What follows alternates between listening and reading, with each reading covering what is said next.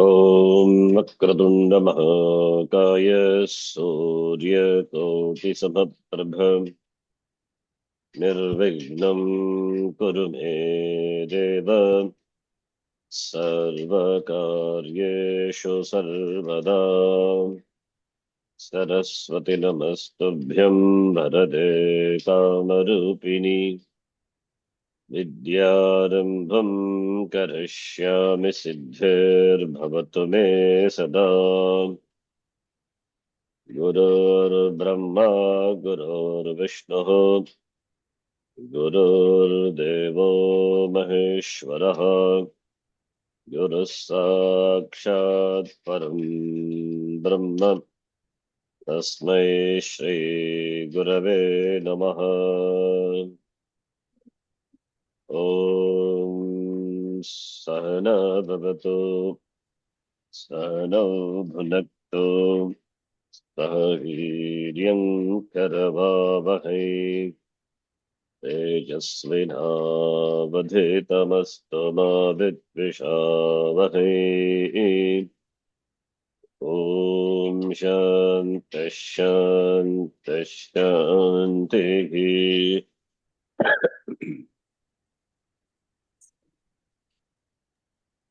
अथ द्वितीयोऽध्यायः विनियोगः।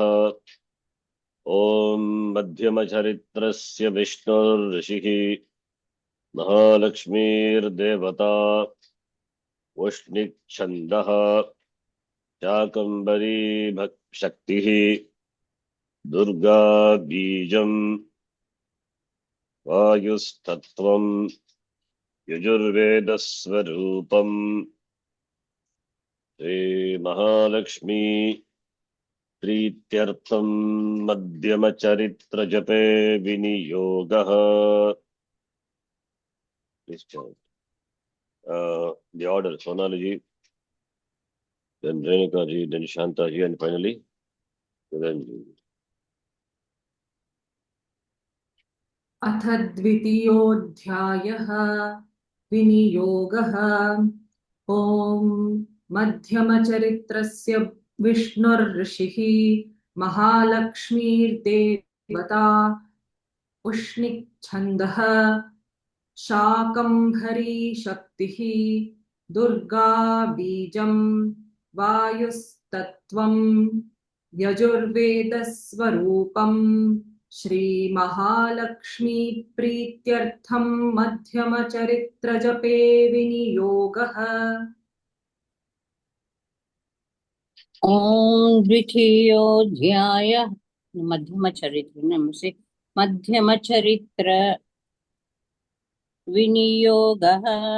ओम मध्यमचरित्रस्य विष्णुर्षिः महालक्ष्मीर्देवता उष्णिच्छन्दः शाकम्भरी शक्तिः दुर्गा बीजं वायुस्तत्त्वं यजुर्वेदस्वरूपं श्रीमहालक्ष्मी प्रीत्यर्थं मध्यमचरित्रजपे विनियोगः। अथ द्वितीयोऽध्यायः विनियोगः। ॐ मध्यमचरित्रस्य विष्णुर्षिः महालक्ष्मीर्देवता उष्णिच्छन्दः शाकम्भरी शक्तिः दुर्गा बीजं वायुस्तत्त्वं यजुर्वेदस्वरूपं श्रीमहालक्ष्मी प्रीत्यर्थं मध्यमचरित्रजपे विनियोगः। ॐ ततः द्वितीयोऽध्यायः विनियोगः। ॐ मध्यमचरित्रस्य विष्णुर्षिः महालक्ष्मीदेवता उष्णीकछन्दः शाकम्भरी शक्तिः दुर्गा बीजं वायुस्तत्त्वं यजुर्वेदः स्वरूपं श्रीमहालक्ष्मी प्रीत्यर्थं मध्यचरित्रजपे विनियोगः।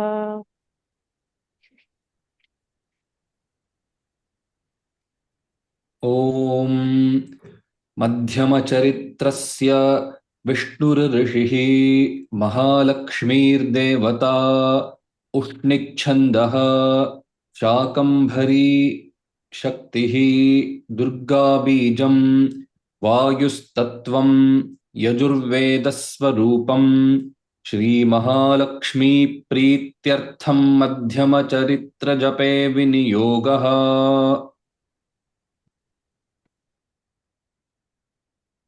Ushaji, what to do?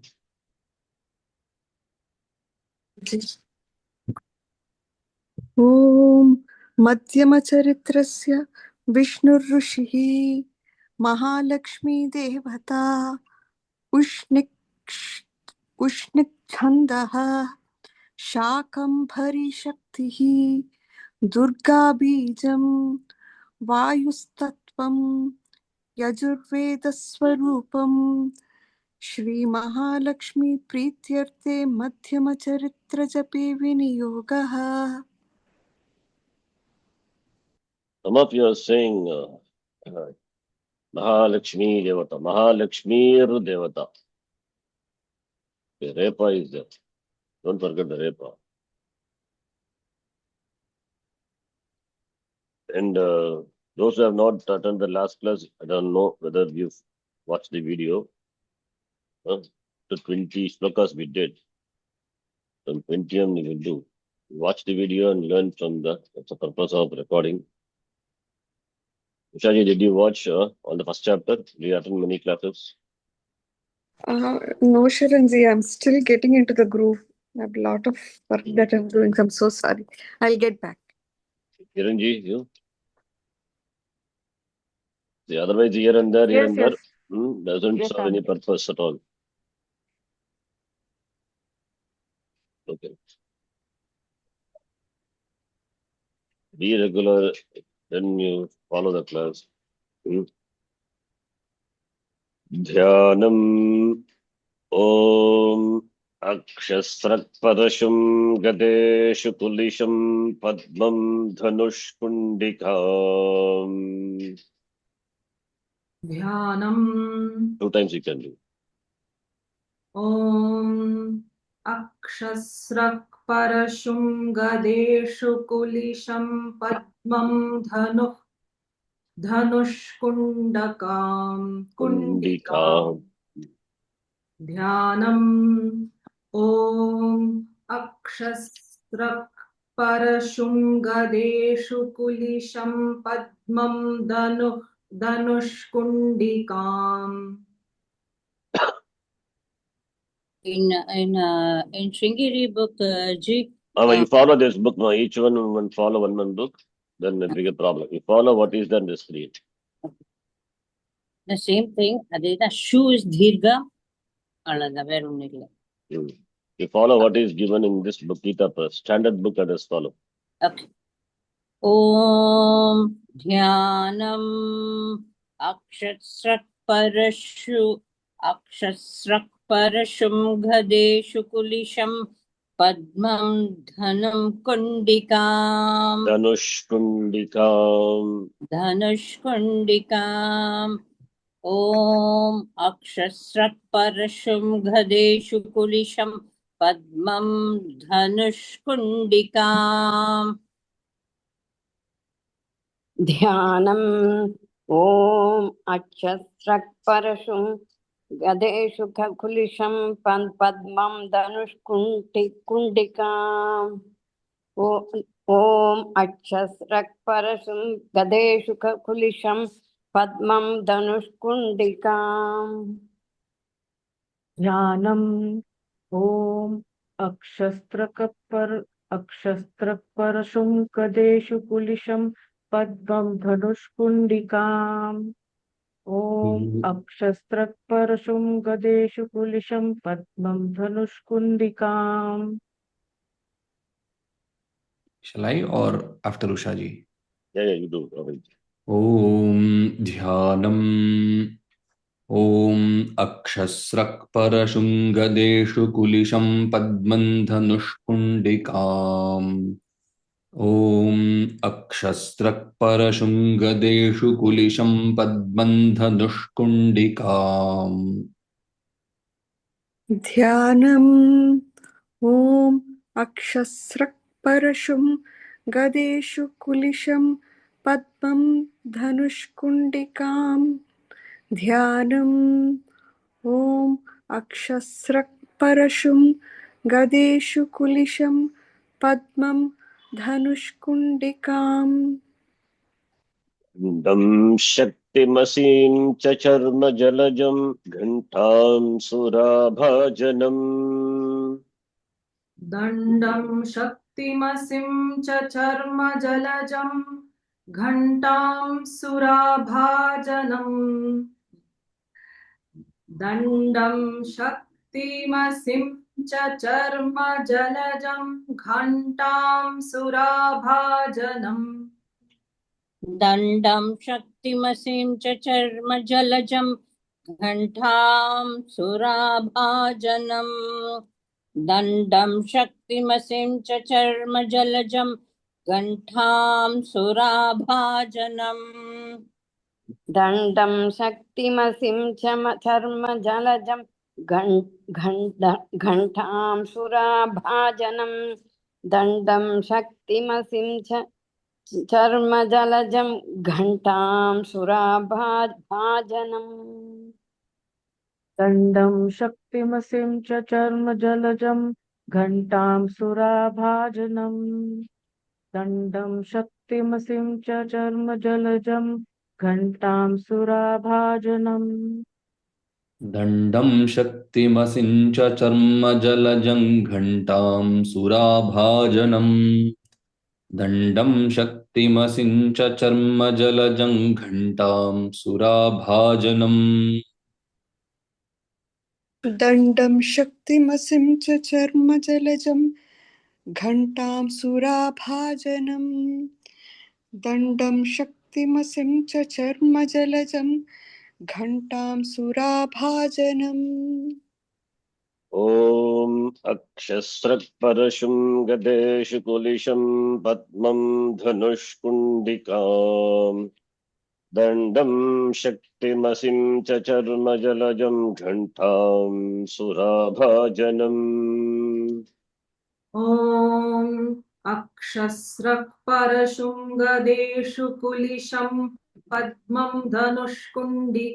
कुण्डिकां दण्डं शक्तिमसिं च चर्मजलजं घण्टां सुराभाजनम् ॐ अक्षस्रक्परशुङ्गदेषु कुलिशं पद्मं धनुष्कुण्डिकाम् दण्डं शक्तिमसिं च चर्मजलजं घण्टां सुराभाजनम् ॐ अक्षस्रक्परशुं गदेषु कुलिशं पद्मं धनुष्कुण्डिकां दण्डं शक्तिमसिं च चर्मजलजं घण्टां सुराभाजनम् ॐ अक्षस्रक्परशुं गदेषु कुलिशं पद्मं धनुष्कुण्डिकां दण्डं शक्तिमसिं च चर्मजलजं घण्टां सुराभाजनम् ॐ अक्षस्रक्परशुं गदेषु कुलिशं पद्मं धनुष्कुण्डिकां दण्डं शक्तिमसिं च चर्मजलजं घण्टां सुराभाजनम् ॐ अक्षस्रक्परशुं गदेषु कुलिशं पद्मं धनुष्कुण्डिकां दण्डं शक्तिमसिं च चर्मजलजं घण्टां सुराभाजनम् अक्षत्रपरशुं गदेषु कुलिशं पद्मं धनुष्कुण्डिकां दण्डं शक्तिमसिं च चर्मजलजं घण्टां सुराभाजनम् ॐ अक्षत्रपरशुं गदेषु कुलिशं पद्मं धनुष्कुण्डिकां दण्डं शक्तिमसिं च चर्मजलजं घण्टां सुराभाजनम् ॐ अक्षस्रक्परशुं गदेषु कुलिशं पद्मं धनुष्कुण्डिकां दण्डं शक्तिमसिञ्च चर्मजलजं घण्टां सुराभाजनम् ॐ अक्षस्रक्परशुङ्गदेषु कुलिशं पद्मं धनुष्कुण्डिकाम् दण्डं शक्तिमसिञ्च चर्मजलजं घण्टां सुराभाजनम् ध्यानम् ॐ अक्षस्रक्परशुं गदेषु कुलिशं पद्मं धनुष्कुण्डिकाम् दण्डं शक्तिमसिं च चर्मजलजं घण्टां सुराभाजनम् ध्यानम् ॐ अक्षस्रक्परशुं गदेषु कुलिशं पद्मं धनुष्कुण्डिकाम् दण्डं शक्तिमसिं च चर्मजलजं घण्टां सुराभाजनम् शूलं पाशसुदर्शने च दधतीम् हस्तैः प्रसन्नाननाम् शूलं पाशसुदर्शने च दधतीं हस्तैः प्रसन्नाननाम् शूलं पाशसुदर्शने च दधतीं हस्तैः प्रसन्नाननाम् शूलं पाशसुदर्शने च दधतीं हस्तैः प्रसन्नाननाम् शूलं पाशसुदर्शने च दधतीं हस्तैः प्रसन्नाननाम् शूलं पाशसुदर्शने च दधतीं हस्तैः प्रसन्नाननाम् शूलं पाशसुदर्शने च दधतीं हस्तैः प्रसन्नाननाम् शूलं पाशसुदर्शने च दधतीं हस्तैः प्रसन्नाननाम् शूलं पाशसुदर्शने च दधतीं हस्तैः प्रसन्नाननाम् शूलं पाशसुदर्शने च दधतीं हस्तैः प्रसन्नाननाम् शूलं पाशसुदर्शने च दधतीं हस्तैः प्रसन्नाननाम् शूलं पाशसुदर्शने च दधतीं हस्तैः प्रसन्नाननाम् शूलं पाशसुदर्शने च दधतीं हस्तैः प्रसन्नाननाम् स्वेदे सैरिभमर्दिनीमिह महालक्ष्मीं सरोजस्थिताम् देवे सैरिभमर्दिनीमिह महालक्ष्मीं सरोजस्थिताम् सेवे सैरिभमर्दिनीमिह महालक्ष्मीं सरोजस्थिताम् सेवे सैरिभमर्दिनीमिह महालक्ष्मीं सरोजस्थिताम्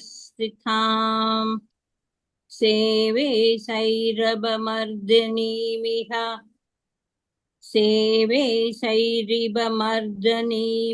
महालक्ष्मीं सरोजस्थिताम् Mardini not Mardini It's very noisy here, but I'll try.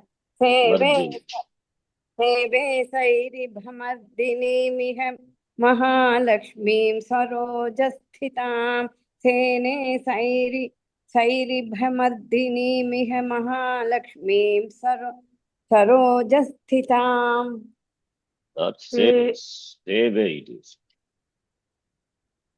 सेवे सैरिभिमर्दिनीमिह सैरिभमर्द देवे सैरिभमर्दिनीमिह महालक्ष्मीं सरोजस्थिताम् सेवे सैरिभमर्दिनीमिह महालक्ष्मीं सरोजस्थिताम् सेवे सैरिभिमर्दिनीमिह महालक्ष्मीं सरोजस्थिताम् सैरिभि no सैरिभ Sairiba is Magisha, with buffalo, Magisha. सेवे सैरिभमर्दिनीमिह महालक्ष्मीं सरोजस्थिताम् सेवे सैरिभमर्दिनीमिह महालक्ष्मीं सरोजस्थिताम् सेवे सैरिभमर्दिनीः महालक्ष्मीं सरोजस्थिताम् सेवे सैरभमर्दिनीः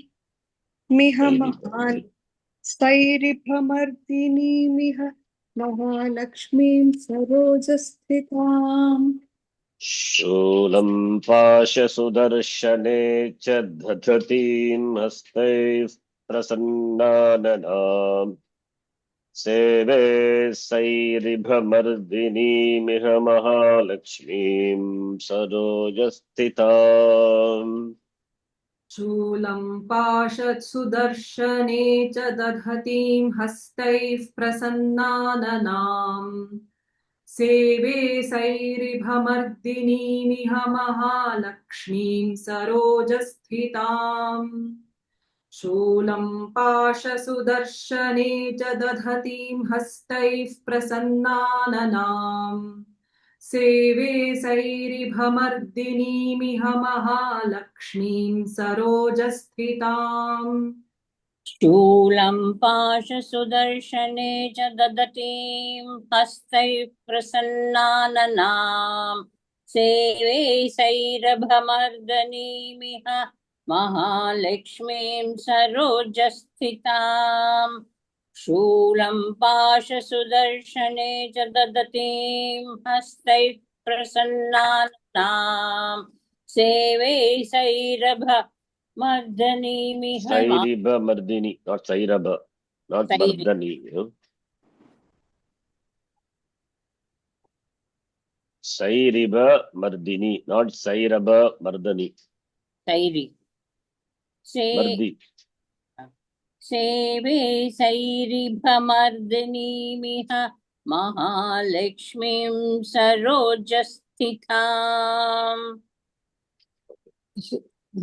शूलं पाशसुदर्शने च दधतीं च हस्तैः प्रसन्नाननाम् सेवे सैरिभमर्दिनीमिह महालक्ष्मीं सरोजस्थिताम् शूलं पाशसुदर्शने च दधतीं हस्तैः प्रसन्नाननाम् सेवे सैरिभमर्दिनीमिह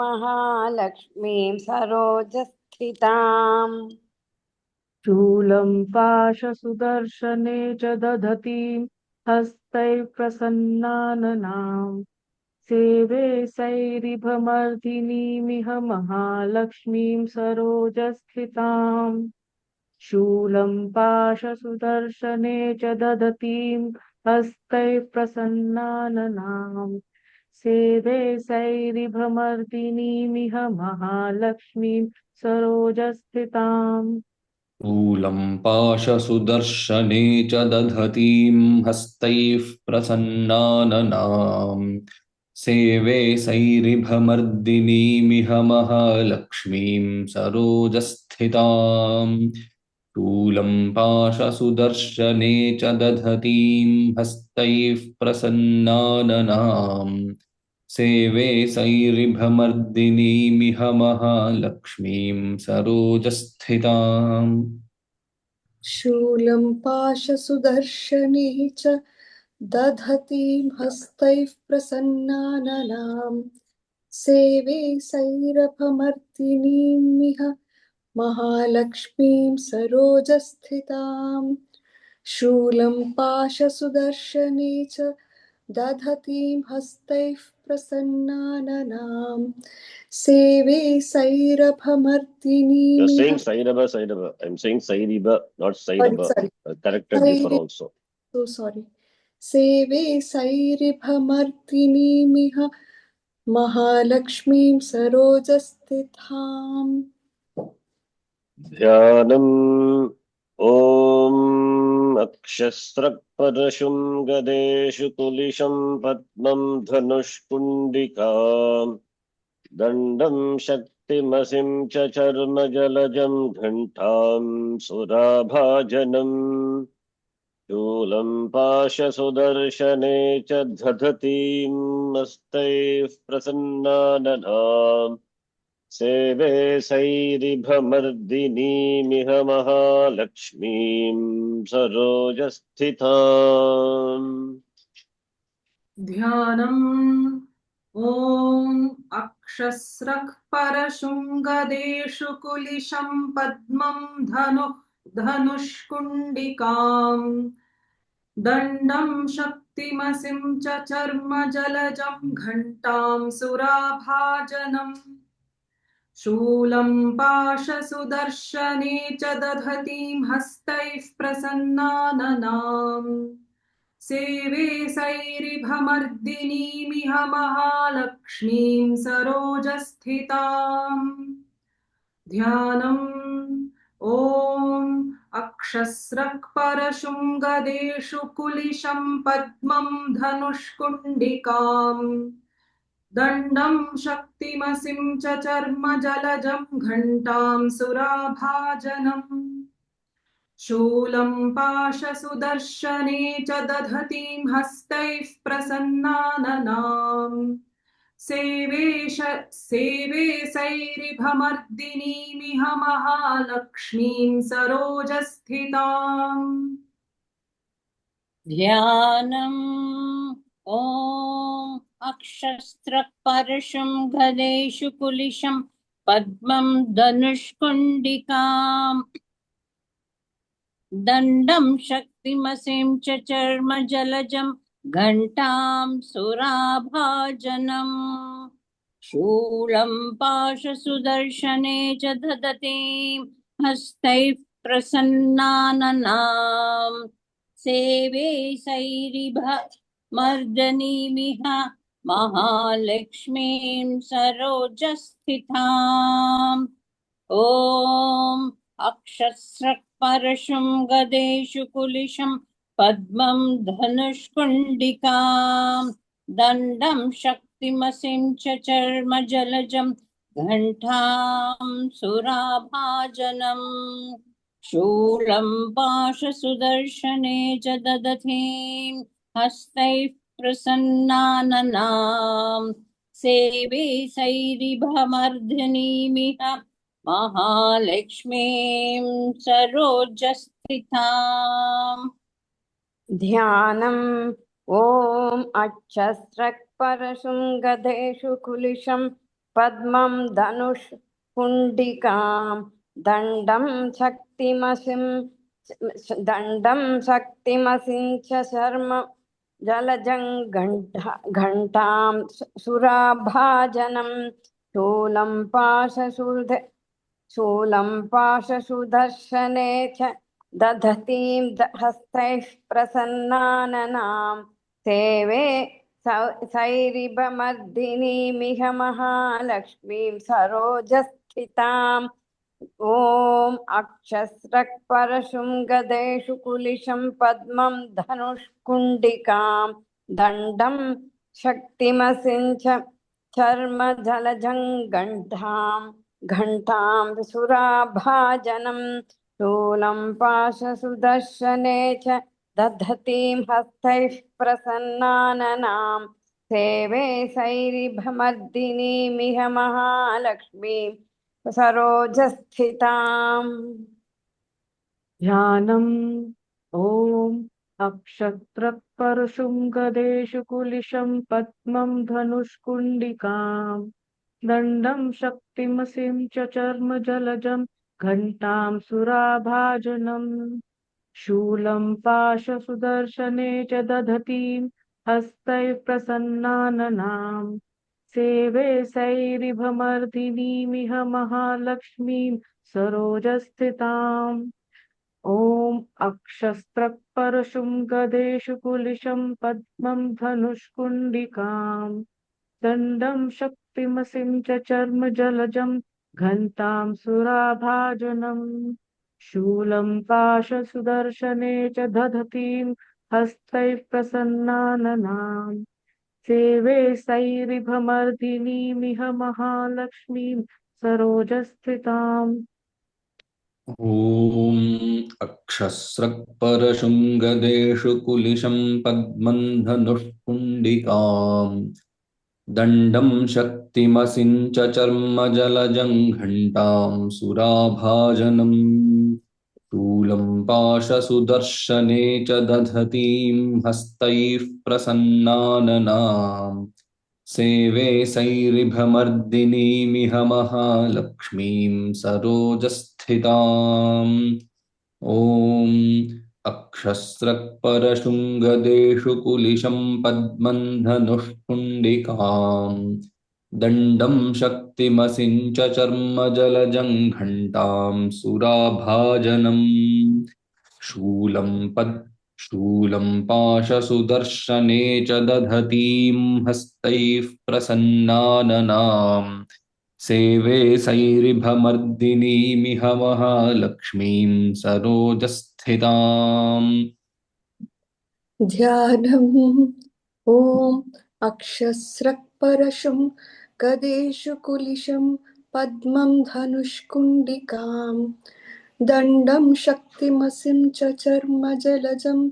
घण्टां सुराभाजनम् शूलं पाशुसुदर्शने च दधितं हस्तैः दधतीं हस्तैः प्रसन्नाननाम् सेवे सैरिभमर्दिनीमिह महालक्ष्मीं सरोजस्थिताम् ॐ अक्षस्रक्परशुं गदेषु कुलिशं पद्मं धनुष्कुण्डिकां दण्डं शक्तिमसिं च चर्मजलजं घण्टां सुराभाजनम् शूलं पाशसुदर्शने च दधतीं हस्तैः प्रसन्नाननाम् सेवे सैरिभमर्दिनीमिह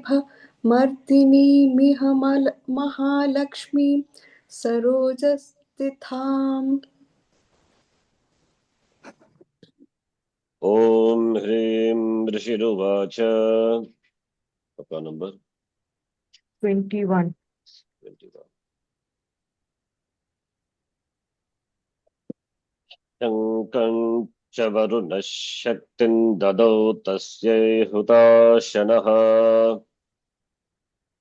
ॐ ह्रीं ऋषिरुवाच शङ्खं च वरुणः शक्तिं ददौ तस्यै हुताशनः ॐ ह्रीं ऋषिरुवाच शङ्खं च वरुणः शक्तिं ददौ तस्यै हुताशनः ॐ ह्रीं ऋषिरुवाच शङ्खं च वरुणं शक्तिं ददौ तस्यै हुताशनः Varunam is there in the book. वरुणः You see the screen, don't see the book. Either you use only one standard one. Gita Press you watch. Varuna Shaktim. शङ्खं च वरुणः शक्तिं ददौ तस्यै हुताशनः शङ्खं च वरुणः शक्तिं ददौ तस्यै हुताशनः ॐ ह्रीं ऋषिरुवाच शङ्खं च वरुणः शक्तिं ददौ तस्यै हुताशनः शङ्खं च वरुणः शक्तिं ददौ तस्यै हुताशनः ॐ ह्रीं ऋषिरुवाच शङ्खं च वरुणः शक्तिं ददौ तस्यै हुताशनः शङ्खं च वरुणः शक्तिं ददौ तस्यै हुताशनः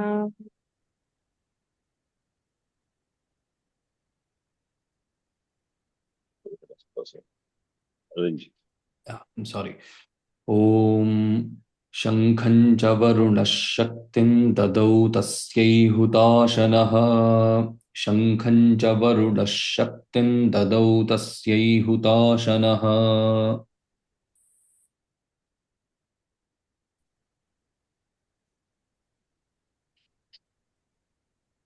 मारुतो दत्तवांश्चापं बाणपूर्णे तथेषुधी. I was saying I didn't see it was muted. Every time I can't call the name. If you don't chant, then No, skip no, the I was temple. chanting, but it was in mute, Sharanji. I Sorry, know. sorry. Keep the mic mute, unmute. Huh? ॐ ह्रीं ऋषिरुवाच शङ्खं च वरुणः शक्तिं ददौ तस्यै हुताशनः शङ्खं च वरुणः शक्तिं ददौ तस्यै हुताशनः मारुतो दत्तवांश्चापं बाणपूर्णे तथेषुधी. मारुतो दत्तवांश्चापं बाणपूर्णे तथेषुधी मारुतो दत्तवांश्चापं वांश्चापं बाणपूर्णे तथेषुधी मारुतो दत्तवांश्चापं बाणपूर्णे तथेषुधी मारुतो दत्तवांश्चापं बाणपूर्णे तथेषुधी मारुतो दत्तवांश्चापं बाणपूर्णे तथेषुधी मारुतो दत्तवांश्चापं बाणपूर्णे तथेषुधी मारुतो दत्तवांश्चापं बाणपूर्णे तथेषुधी मारुतो दत्तवांश्चापं बाणपूर्णे तथेषुधी मारुतो दत्तवांश्चापं बाणपूर्णे तथेषुधी मारुतो दत्तवांश्चापं बाणपूर्णे तथेषुधी मारुतो दत्तवांश्चापं बाणपूर्णे तथेषुधी मारुतो दत्तवांश्चापं बाणपूर्णे तथेषुधी शङ्खं च वरुणः शक्तिं ददौ तस्यै हुताशनः मारुतो दत्तवांश्चापं बाणपूर्णे तथेषुधी. शङ्खं च वरुणः शक्तिं ददौ तस्यै हुताशनः मारुतो दत्तवांश्चापं बाणपूर्णे तथेषुधी शङ्खं च वरुणः शक्तिं ददौ तस्यै हुताशनः मारुतो दत्तवांश्चापं बाणपूर्णे तथेषुधी शङ्खं च वरुणः शक्तिं ददौ तस्यै हुताशनः मारुतो दत्तवांश्चापं बाणपूर्णे तथेषुधी शङ्खं च वरुणः शक्तिं ददौ तस्यै हुताशनः मारुतो दत्तवांश्चापं बाणपूर्णे तथेषुधी शङ्खं च वरुणः शक्तिं ददौ तस्यै हुताशनः मारुतो दत्तवांश्चापं बाणपूर्णे तथेषुधी शङ्खं च वरुणः शक्तिं ददौ तस्यै हुताशनः मारुतो दत्तवांश्चापं बाणपूर्णे तथेषुधी शङ्खं च वरुणः शक्तिं ददौ तस्यै हुताशनः मारुतो दत्तवांश्चापं बाणपूर्णे तथेषुधी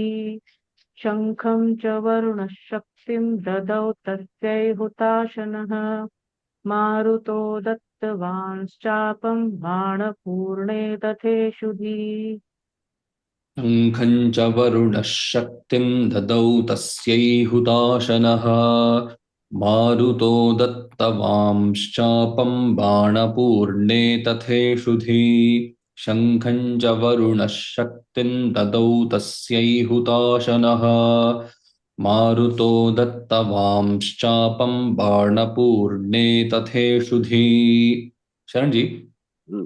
here Dattavamshapam is this Rephanuswara Sandhi, is it? Yes, yes. Dattavan and Chapam. Yeah. Shankam Chavaruna Dattavam's chapam. That's a right pronunciation. Not Dattavan's chapam. No? Okay. If anybody is saying, I don't see, but they're saying. Dattavan, chapam separately fine. Together, Dattavam's chapam. Not Dattavan's chapam. Yeah. Maruto Dattavamshapam Banapurne Tatheshudhi. Shankam Chavaruna Shaktim Dadau Tasyai Hutashanaha Maruto Dattavamschapam Banapurne Tatheshudhi Shankam Chavaruna Shaktim Dadau Tasyai Hutashanaha Maruto Dattavamschapam Banapurne Tatheshudhi. This chapter is Mahishasura Sainya Vada. So there is Adhishtana Devata, here is Mahalakshmi. This is not the Mahalakshmi what we see, the photo with the, with giver of money, Dhanam. Not that Mahalakshmi. Here the depiction itself is clear, completely different. Akshasrak Parashum. Akshasrak is Mala. Akshamala is Rudrakshamala. So Parashu, all these are weapons. Parashu, then Gadeshu, Kulisham, Padma, and Danuhu, Danush Kundikam, Dhanda, spear, Shaktim, spear, Asi, sword, Dharma Jalajam, Ghantam, Surabhajanam, Shulam, Pasha Sudarshane, Pasham Cha Sudarshanam Cha. All these weapons, Dadatim Hastehi, Dadatim. So she holds all these in her different hands. It means she has got many hands. Prasanna Nana, Prasanna Anana.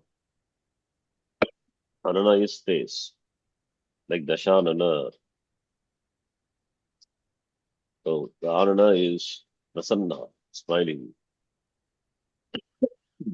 Seva is I worship. I worship her who is Sairiba Mardini. Sairiba is Magisha. The Magisha Mardini.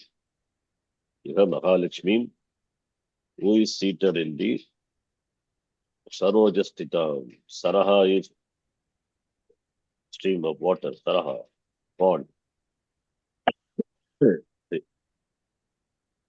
Asma Jayate, lotus. Who is seated on the lotus. So it's a meditation on Mahalakshmi. This is Madhyama Charitram 2, 3, 4. 10th chapter, 3rd chapter, 4th chapter. Then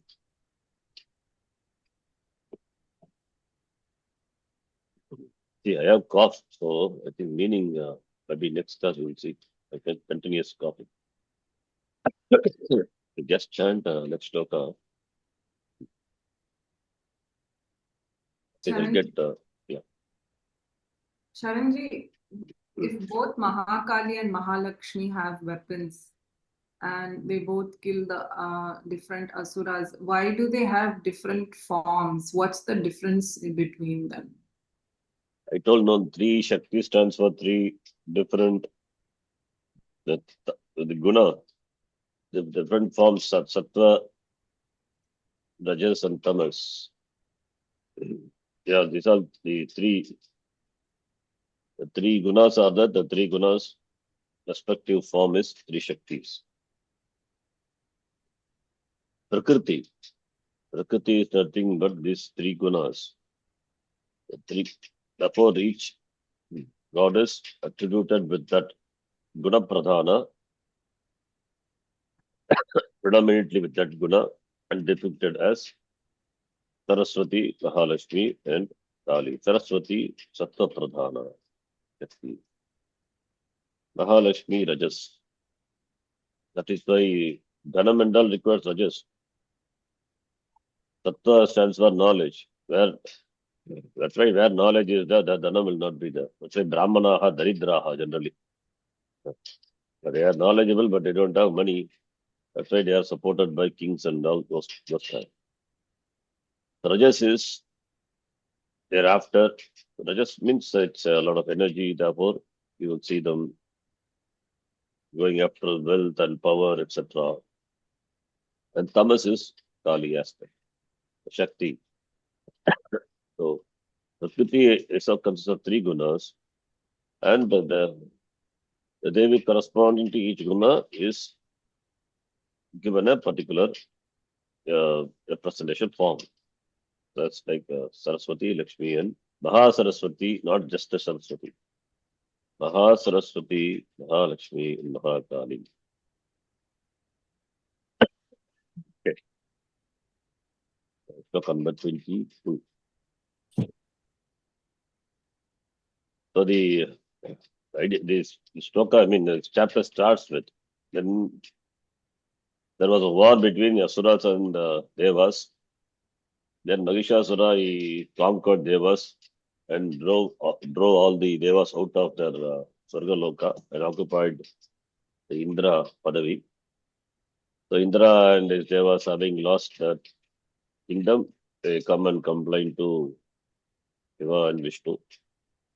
Then they got very angry, and so each of them, including the Devas also, the Shakti came, and Shakti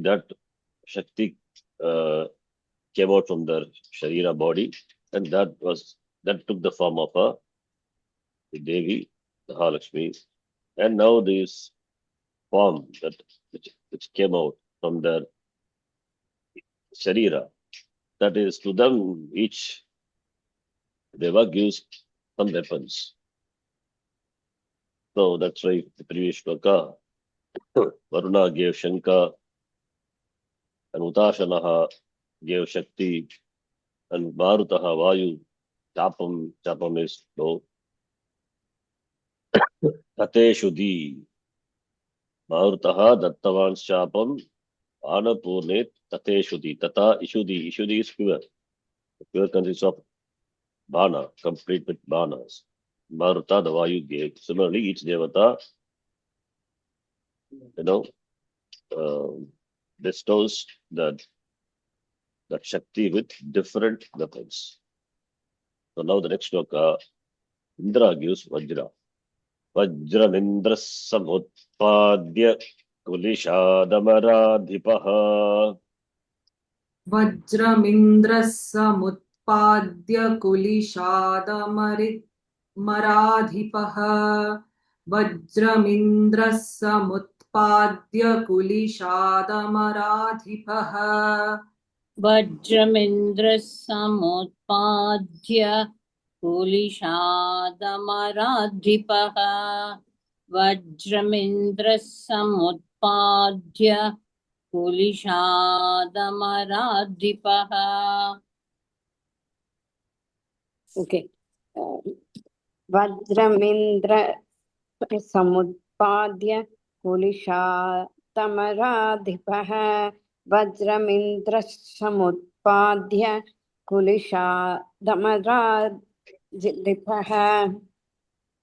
वज्रमिन्द्रस्समुत्पाद्य कुलिशादमराधिपः वज्रमिन्द्रस्समुत्पाद्य कुलिशादमराधिपः वज्रमिन्द्रः समुत्पाद्य कुलिशादमराधिपः वज्रमिन्द्रः समुत्पाद्य कुलिशादमराधिपः वज्रमिन्द्रस्समुत्पाद्य कुलिशादमराधिपः वज्रमिन्द्रस्समुत्पाद्य कुलिशादमराधिपः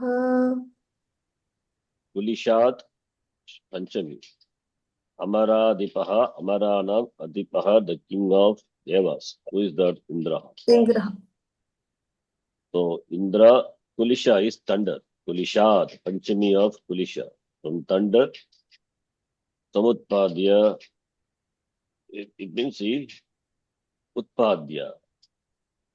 He took out, he formed, he produced, right? He created. Samyak utpadya. What Vajram? So, having brought, having produced, having created, having formed this Vajra from the Kulisha, thunder, then that he handed over, that he gave to Devi. Dadau Tasyai. Tasyai is what vibhakti.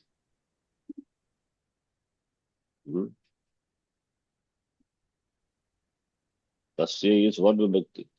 Both. Chaturthi. But Tasyai to Devyai Dadau. Indra gave. Dadau is gave. Vattavan.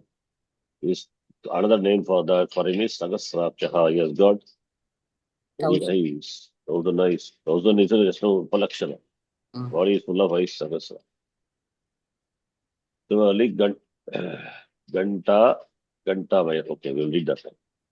ददौ तस्यै सहस्राक्षो घण्टाभैरावताद्गजात् ददौ तस्यै सहस्राक्षो घण्टावताद्गजात् ददौ तस्यै सहस्राक्षो घण्टामैरावताद्गजात् ददौ तस्यै सहस्राक्षो घण्टामैरावताद्गजात् ददौ तस्यै सहस्राक्षो घण्टामैरावताद्गजात्. घंटा तनिया then மைராவதன்னு படிக்கூடாது. Okay. ददौ तस्यै सहस्राक्षो ददौ तस्यै सहस्राक्षो घण्टामैरावताद्गजात्. ददौ तस्यै सहस्राक्षो घण्टामैरावतात् गजात् ददौ तस्यै सहस्राक्षो घण्टामैरावतात् गजात् वदाद गजात. वदाद not. घंटा मैरावताद्गजात्. वताद् गजात् तदौ तस्यै सहस्राक्षो घण्टाभैरावत् सहस्राक्षो, not सहस्राक्षौ. सहस्राक्षो. तदौ तस्यै सहस्राक्षो घण्टामैरावतात् गजात् ददौ तस्यै सहस्राक्षो घण्टामैरावतात् गजात् ददौ तस्यै सहस्राक्षो घण्टामैरावताद्गजात् ददौ तस्यै सहस्राक्षो घण्टामैरावताद्गजात् ददौ तस्यै सहस्राक्षो घण्टामैरावताद्गजात् ददौ तस्यै सहस्राक्षो घण्टामैरावताद्गजात् Gantam Airavataad Gajat. Airavata, which is the Gaja elephant, which Indra owns. From the Gaja, from that elephant, Ganta, the bell, Dadau, Tasse Dadau, he gave Sagas Rapchaha, Indraha, Gantam Tasse Dadau, he gave that bell. That is why Gantam Surabhajanam, the Dhyana Shloka, we have Gantam Surabhajanam. Can connect like that. Weapon, if the Ganta is there, he also Ganta. Here, Gantad Gajar. Sandhi is Jastom, Jashtvam. followed by Gantat.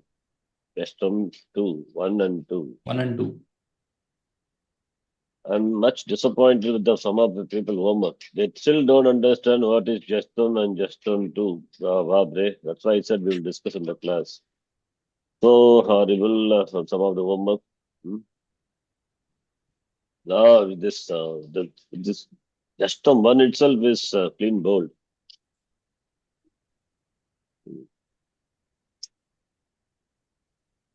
We'll see that tomorrow. We'll discuss in the class. वज्रमिन्द्रः समुत्पाद्य कुलिशादमराधिपः ददौ तस्यै सहस्राक्षो घण्टाभैरावताद्गजात् वज्रमिन्द्रः समुत्पाद्य कुलिशादमराधिपः ददौ तस्यै सहस्राक्षो घण्टामैरावतात्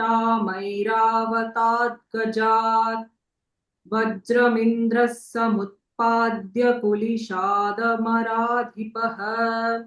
ददौ तस्यै सहस्राक्षो घण्टामैरावतात् गजात् वज्रमिन्द्रः समुत्पाद्य कुलुषादमराधिपः ददौ तस्यै सहस्राक्षो घण्टामैरावताद्गजात् वज्रमिन्द्रः समुत्पाद्य कुलिशादमराधिपः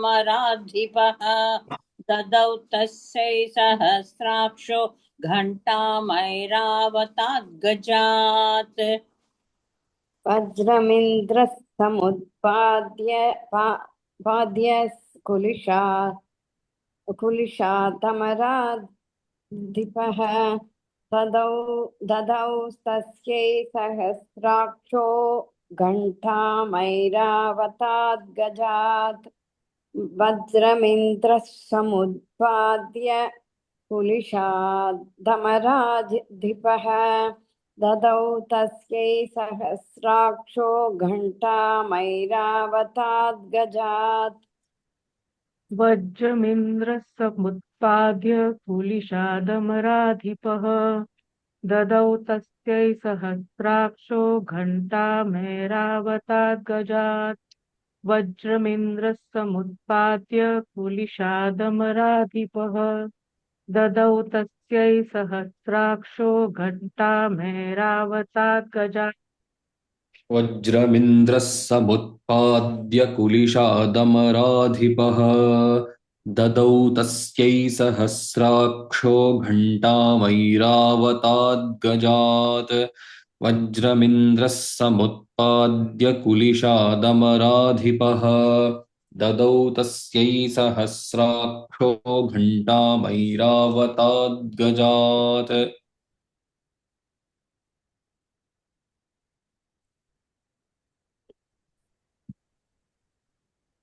कालदण्डाद्यमोदण्डं पाशं चाम्बुपतिर्ददौ I'm reading, guys. Forgot it was in mute. वज्रमिन्द्रः समुत्पाद्य कुलिशादमराधिपः ददौ तस्यै सहस्राक्षो घण्टामैरावतात् गजात् वज्रमिन्द्रः समुत्पाद्य कुलिशादमराधिपः ददौ तस्यै सहस्राक्षो घण्टामैरावतात् गजात् कालदण्डाद्यमोदण्डं पाशं चाम्बुपतिर्ददौ कालदण्डाद्यमोदण्डं पाशं चाम्बुपतिर्ददौ कालदण्डाद्यमोदण्डं पाशं चाम्बुपतिर्ददौ कालदण्डाद्यमोदण्डं पाशं चाम्बुपतिर्ददौ कालदण्डाद्यमोदण्डं पाशं चाम्बुपतिर्ददौ कालदण्डाद्यमोदण्डं पाशं चाम्बुपतिर्ददौ कालदण्डाद्यमोदण्डं पाशं चाम्बुपतिर्ददौ कालदण्डाद्यमोदण्डं पाशं चाम्बुपतिर्ददौ कालदण्डाद्यमोदण्डं पाशं चाम्बुपतिर्ददौ कालदण्डाद्यमोदण्डं पाशं चाम्बुपतिर्ददौ कालदण्डाद्यमोदण्डं पाशं चाम्बुपतिर्ददौ कालदण्डाद्यमोदण्डं पाशं चाम्बुपतिर्ददौ कालदण्डाद्यमोदण्डं पाशं चाम्बुपतिर्ददौ प्रजापतिश्चाक्षमालां ददौ ब्रह्मा कमण्डलुम् प्रजापतिश्चाक्षमालां ददौ ब्रह्माकमण्डलुम् प्रजापतिश्चाक्षमालां ददौ ब्रह्माकमण्डलुम् प्रजापतिश्चाक्षमालां ददौ ब्रह्माकमण्डलुम् प्रजापतिश्चाक्षमालां ददौ ब्रह्माकमण्डलुम् प्रजापतिश्चाक्षमालां ददौ कमण्डलुं प्रजापतिश्चाक्षमालां ददौ ब्रह्मापकमण्डलुम् प्रजापतिश्चाक्षमालां ददौ ब्रह्माकमण्डलुम् प्रजापतिश्चाक्षमालां ददौ ब्रह्माकमण्डलुम् प्रजापतिश्चाक्षमालान् ददौ ब्रह्माकमण्डलुम् प्रजापतिश्चाक्षमालान् ददौ ब्रह्माकमण्डलुम् प्रजापतिश्चाक्षमालां ददौ ब्रह्माकमण्डलुम् प्रजापतिश्चाक्षमालां ददौ ब्रह्माकमण्डलुम् कालदण्डाद्यमोदण्डं पाशं चाम्बुपतिर्ददौ प्रजापतिश्चाक्षमालां ददौ ब्रह्मा कमण्डलुम् कालदण्डाद्यमोदण्डं पाशं चाम्बुपतिर्ददौ प्रजापतिश्चाक्षमालां ददौ ब्रह्माकमण्डलुम् कालदण्डाद्यमोदण्डं पाशं चाम्बुपतिर्ददौ प्रजापतिश्चाक्षमालां ददौ ब्रह्माकमण्डलुम् कालदण्डाध्यमोदण्डं पाशं चाम्बुपतिर्ददौ प्रजापतिश्चाक्षमालां ददौ ब्रह्माकमण्डलुम् कालदण्डाध्यमोदण्डं पाशं चाम्बुपतिर्ददौ प्रजापतिश्चाक्षमालां ददौ ब्रह्माकमण्डलुम् कालदण्डाद्यमोदण्डं पाशं चाम्बुपतिर्ददौ प्रजापतिश्चाक्षमालां ददौ ब्रह्माकमण्डलुम् कालदण्डाद्यमोदण्डं पाशं चाम्बुपतिर्ददौ प्रजापतिश्चाक्षमालां ददौ ब्रह्माकमण्डलुम् कालदण्डाद्यमोदण्डं पाशं चाम्बुपतिर्ददौ प्रजापतिश्चाक्षमालां ददौ ब्रह्माकमण्डलुम्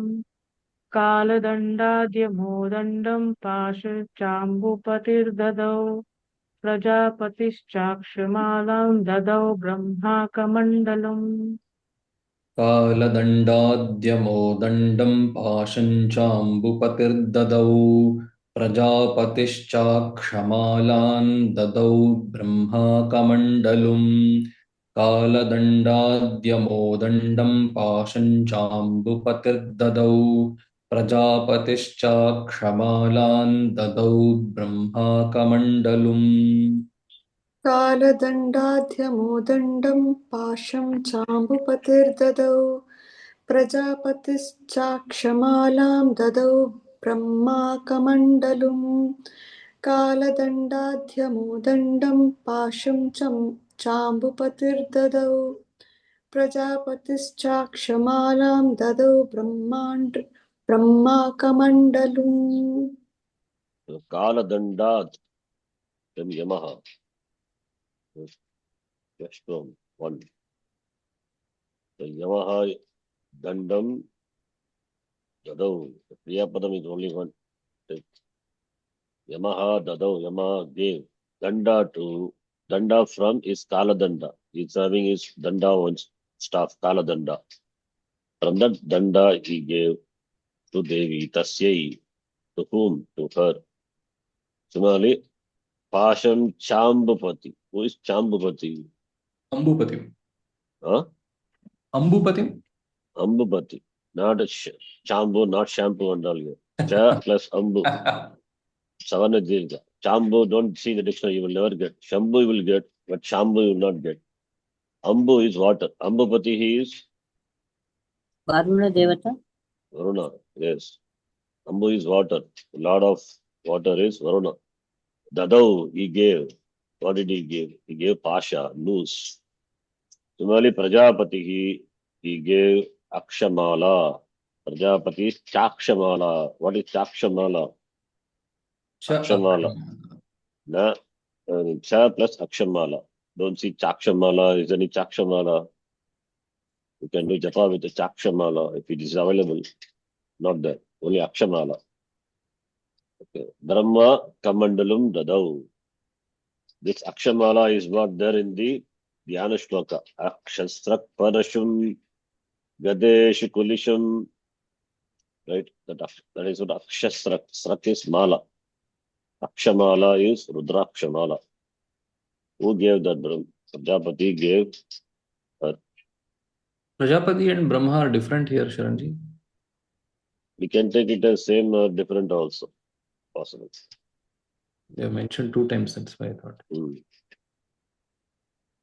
Not same, maybe Brahmaji. One time you say Brahmaji, other time you say Prajapati. Samastaro Makupeshu Nijarashmin Divakaraha. Samastaro Makupeshu Nija Rakshmin Divakaraha. Samastaro Makupeshu Nija Rashmin Divakaraha. समस्तरो मकूपेषु निजरश्मीन् दिवाकरः समस्तरो मकूपेषु निजरश्मीन् दिवाकरः समस्त रोमकूपेषु निजरश्मीन् दिवाकरः समस्त रोमकूपेषु निजरश्मीन् दिवाकरः समस्तरोमकूपेषु निजरश्मीन् दिवाकरः समस्तरोमकूपेषु निजरश्मीन् दिवाकरः समस्तरोमकूपेषु निजरश्मीन् दिवाकरः समस्तरोमकूपेषु निजरश्मीन् दिवाकरः समस्तरोमकूपेषु निजरश्मीन् दिवाकरः समस्तरोमकूपेषु निजरश्मीन् दिवाकरः कालश्च दत्तवान् खड्गं तस्याश्चर्म च निर्मलम्. कालश्च दत्तवान् खड्गं तस्याश्चर्म च निर्मलम्. कालश्च दत्तवान् खड्गं तस्याश्चर्म च निर्मलम्. कालश्च दत्तवान् खड्गं तस्याश्चर्म च निर्मलम् कालश्च दत्तवान् खड्गं तस्याश्चर्म च निर्मलम् कालश्च दत्तवान् खड्गं तस्याश्चर्म च निर्मलम्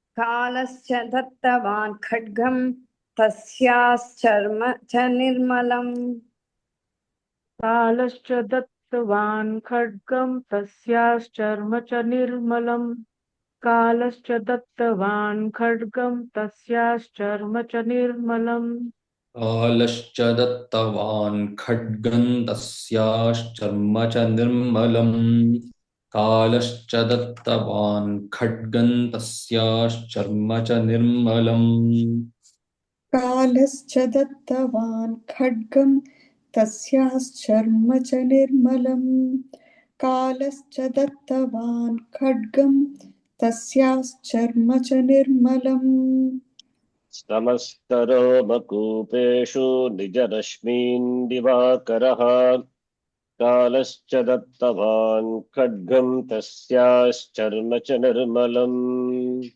समस्तरोमकूपेषु निजरश्मीन् दिवाकरः कालश्च दत्तवान् खड्गं तस्याश्चर्म च निर्मलम् समस्तरोमकूपेषु निजरश्मीन् दिवाकरः कालश्च दत्तवान् खड्गं तस्याश्चर्म च निर्मलम् समस्तरोमकूपेषु निजरश्मीन् दिवाकरः कालश्च दत्तवान् खड्गं तस्याश्चर्म च निर्मलम् समस्तरोमकूपेषु निजरश्मीन् दिवाकरः कालश्च दत्तवान् खड्गं तस्याश्चर्म च निर्मलम् समस्तरोमकूपेषु निजरश्मीन् दिवाकरः कालश्च दत्तवान् खड्गं तस्याश्चर्म च निर्मलम् समस्तरोमकूपेषु निजरश्मीन् दिवाकरः कालश्च दत्तवान् खड्गं तस्याश्चर्म च निर्मलम् समस्तरोमकूपेषु निजरश्मीन् दिवाकरः कालश्च दत्तवान् खड्गं तस्याश्चर्म च निर्मलम् समस्तरोमकूपेषु निजरश्मीन् दिवाकरः कालश्च दत्तवान् खड्गं तस्याश्चर्म च निर्मलम् समस्तरोमकूपेषु निजरश्मीन् दिवाकरः कालश्च दत्तवान् खड्गं तस्याश्चर्म च निर्मलम् समस्तरोमकूपेषु निजरश्मीन् दिवाकरः कालश्च दत्तवान् खड्गं तस्याश्चर्म च निर्मलम् समस्तरोमकूपेषु निजरश्मीन् दिवाकरः कालश्च दत्तवान् खड्गं तस्याश्चर्मं च निर्मलम् समस्तरोमकूपेषु निजरश्मीन् दिवाकरः कालश्च दत्तवान् खड्गं तस्याश्चर्म च निर्मलम् So Divakarah, Surya, Nija Rashmi, Nija is one's own. Rashmi is the Prakasha that he gave to her. Samasta Roma Kupeshu. Roma is Loma, Roma. Roma is the hair. Kupa is well. And what is Roma Kupa? Well of the hair, no. Means the pores of the body. Samasta Roma. That hair on the body is called Roma. Then the pores of the body. He gave his light. It means our body was shining, blessed with shining offered by Surya Bhagavan. And Kalaha again. Kalaha gave Kadga. Then Tasyaha cha Nirmalam Charman. Charma Napumsakalinga. Nirmalam Charma. Charma is skin. So he gave a pure, blemishless skin as a shield. Kalaha gave. Then from next shloka onward, it's about it. Kshirodaha, Kshiraha, Udaha. Udaha is water, the milk, that milky ocean, what it gave, that is given, that is described from 25th shloka onwards. We will read 25th shloka and then we'll stop. Kshirodaschaamalam haramajare cha tathambare. क्षीरोदश्चामलं हारमजरे च तथाम्बरे क्षीरोदश्चामलं हारमजरे च तथाम्बरे क्षीरोदश्चामलं हारमझरे च तथाम्बरे क्षीरोदश्चामलं हारमझरे च तथाम्बरे क्षीरोदश्चामलं च हारमधरे च तथाम्बरे क्षीरोदश्चामलं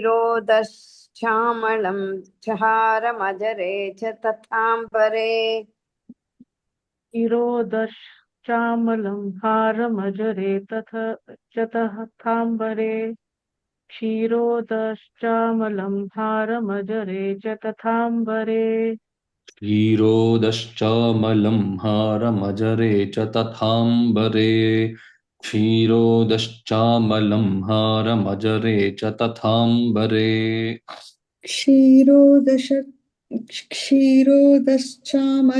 हारमजरे च तथाम्बरे क्षीरोदश्चामलं हारमजरे च तथाम्बरे चूडामणिं तथा दिव्यं कुण्डले कटकानि च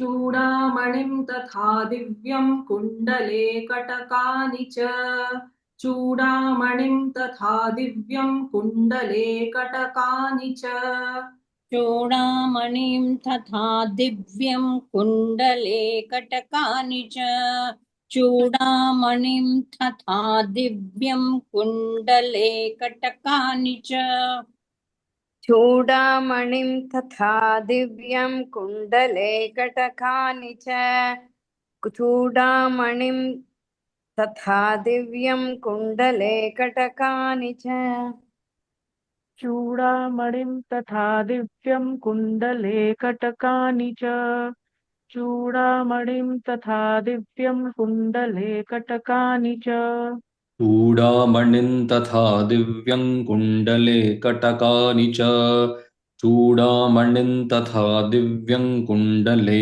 कटकानि च चूडामणिं तथा दिव्यं कुण्डले कटकानि च चूडामणिं तथा दिव्यं कुण्डले कटकानि च क्षीरोदश्चामलं हारमजरे च तथाम्बरे चूडामणिं तथा दिव्यं कुण्डले कटकानि च क्षीरोदश्चामलं हारमचरे च तथाम्बरे चूडामणिं तथा दिव्यं कुण्डले कटकानि च क्षीरोदश्चामलं हारमचरे च तथाम्बरे चूडामणिं तथा दिव्यं कुण्डले कटकानि च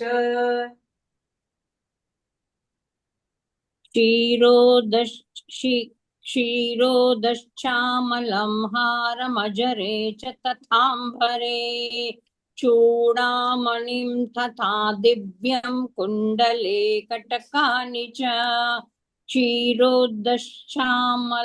हारमजरे च तथाम्बरे चूडामणिं तथा दिव्यं कुण्डले कटकानि च क्षीरोदश्चामलं हारमजरे च तथाम्बरे चूडामणिं तथा दिव्यं कुण्डले कटकानि च क्षीरोदश्चामलं हारमजरे च तथाम्बरे चूडामणिं तथा दिव्यं कुण्डले कटकानि च क्षीरोदश्चामलं हारमजरे च तथाम्बरे चूडामणिं तथा दिव्यं कुण्डले कटकानि च क्षीरोदश्चामलं हारमजरे च तथाम्बरे चूडामणिं तथा दिव्यं कुण्डले कटकानि च क्षीरोदश्चामलं हारमजरे च तथाम्बरे चूडामणिं तथा दिव्यं कुण्डले कटकानि च क्षीरोदश्चामलं हारमजरे च तथाम्बरे चूडामणिं तथा दिव्यं कुण्डले कटकानि च क्षीरोदश्चामलं हारमजरे च तथाम्बरे चूडामणिं तथा दिव्यं कुण्डले कटकानि च क्षीरोदश्चामलं हारमजरे च तथाम्बरे चूडामणिं तथा दिव्यं कुण्डले कटकानि च The ocean gave Amalam Kshirodaha. Sandhi Kshirodaha plus Cha plus Amalam. Amalam Haram. Haram is necklace. Hriyate iti. That which is Yatu Hriyate. That which is worn. That's called Hara. And then Ambare Ajare. Ambara is, Sky? Sky. what is that? Sky, Akash. Akasha. Ambara Akasha, one meaning. Ambara is dress also is Tunic. cloth. Yeah, cloth. Ambara. Ajara is Ajare Ambare. That will not get old. Oh. So if we have just like that cloth, we can wear all the time. We don't have to every time wash. It's a big headache. Upper garment, lower garment, everything we have to wash. Washing machine, washing powder. Machine is not, it's not machine by hand. Can save time. Take bath and come. Anyway, Ajare is Dvivachanam, a pair of them, not one, a pair. I think one pair she can give to us. Anyway, she has got two pairs of dress which doesn't get worn out. It's ever new. Then Chudamanim also. And Divyam, that is divine. And Kundale is Kundale, not Kundala. Two, because 2 years are there, right? Therefore, two Kundale. Palam Phale. Yeah. 2 years, therefore, Kundale. Earrings, 2 earrings. And Katakani. She has many hands. That is why many bracelets. Not Katake. Huh? She has got many hands. Therefore, Katakani. Katakani, where is the Kriya Padam? Not here. Because the list is continuing.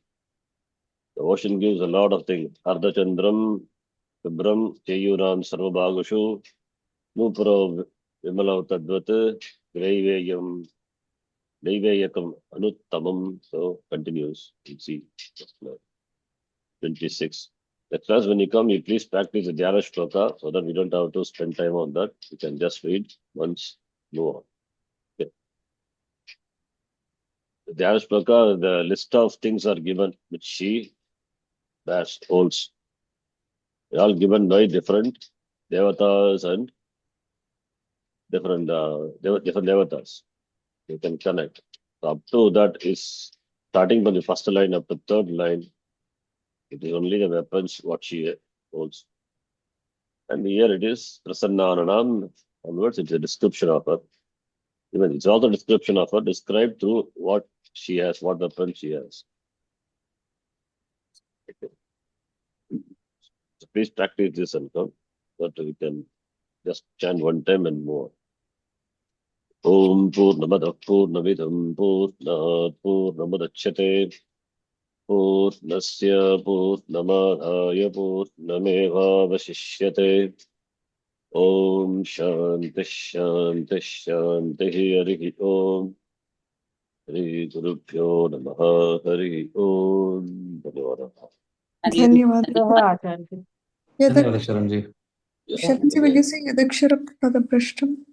Evening we have class, isn't it? Eksharapadabhrashtam matrahinanta hirbhaved tatsarvam kshamyatham devi prasida parameshwari. Om tatsat sarvam brahmarpanamastu. Dhanyawad. Dhanyawad.